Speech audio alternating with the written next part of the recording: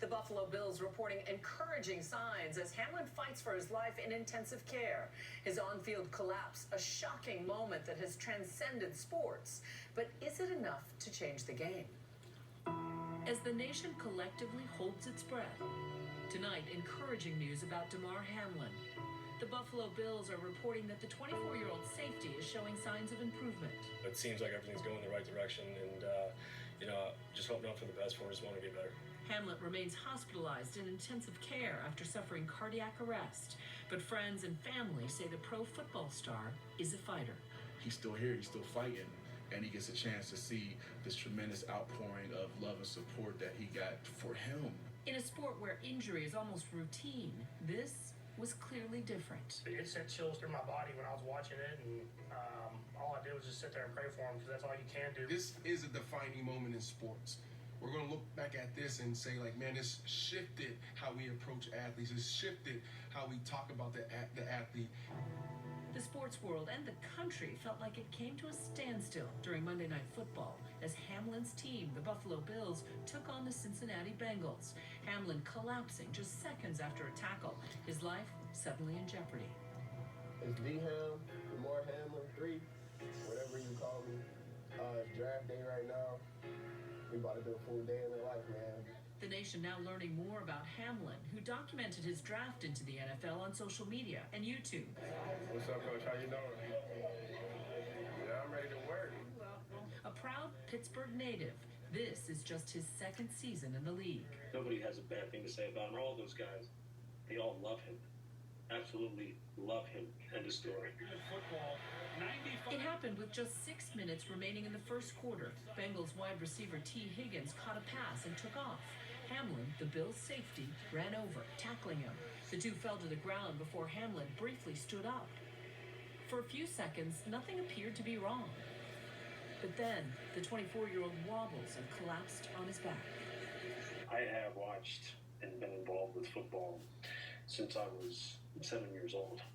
Never seen anything that remotely comes close to resembling that. All the worst case scenarios start running through your head, while at the same time you're hoping for the best. It's just, I really do think that that's really the only word that can describe is surreal. You can see that the ambulance is out there on the field. Within seconds, at 8:55, Buffalo training staff and medical teams were at Hamlin's side. He'd suffered a cardiac arrest. Players from the Bills and the Bengals encircling the scene. Their shock and devastation clear as the medical teams administered CPR for 9 minutes. Cardiac arrest is 100% fatal unless something is done. So CPR is the required treatment of cardiac arrest.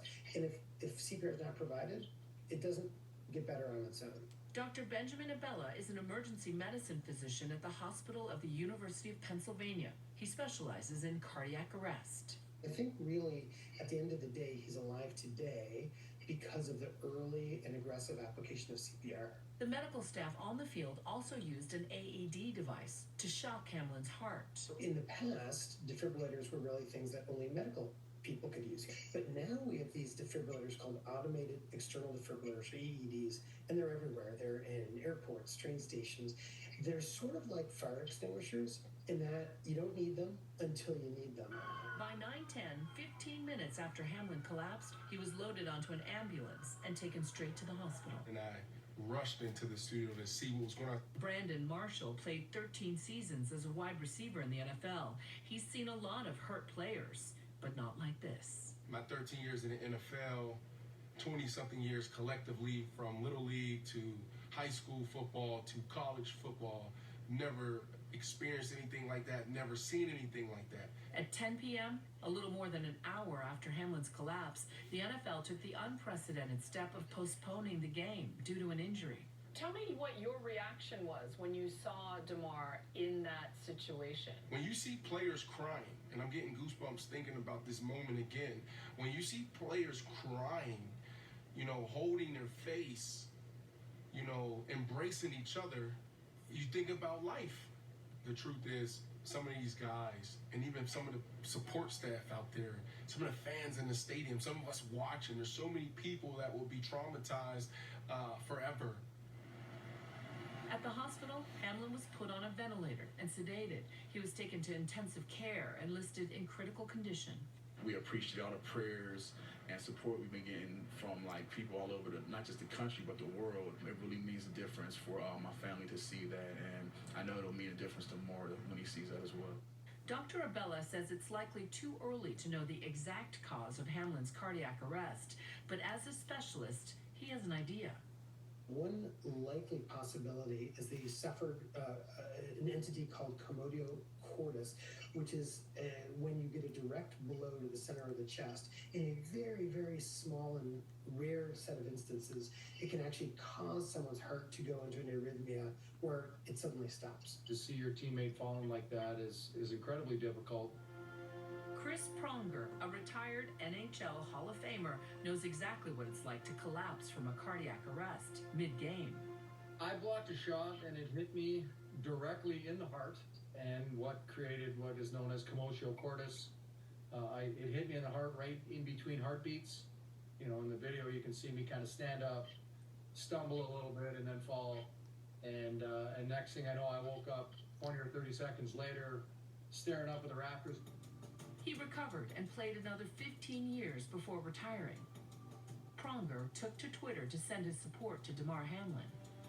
Do you see this as a turning point, a defining moment in the way athletes are seen, less as commodity and perhaps more as humans? When players are putting their bodies on the line, their lives on the line in some cases, as we've just seen, we need to take care of them and make sure that their long-term health, their life outside of the sport, post-career, is managed in a proper way. Thank you.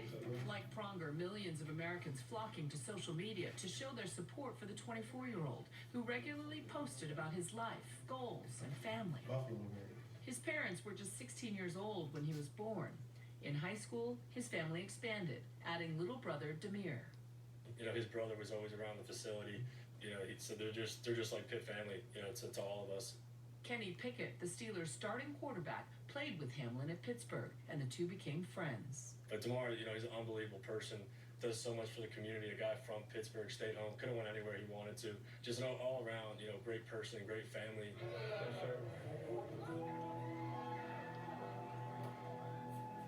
After college, Hamlin looked to the NFL draft, cameras rolling when he got the call from the Buffalo Bills.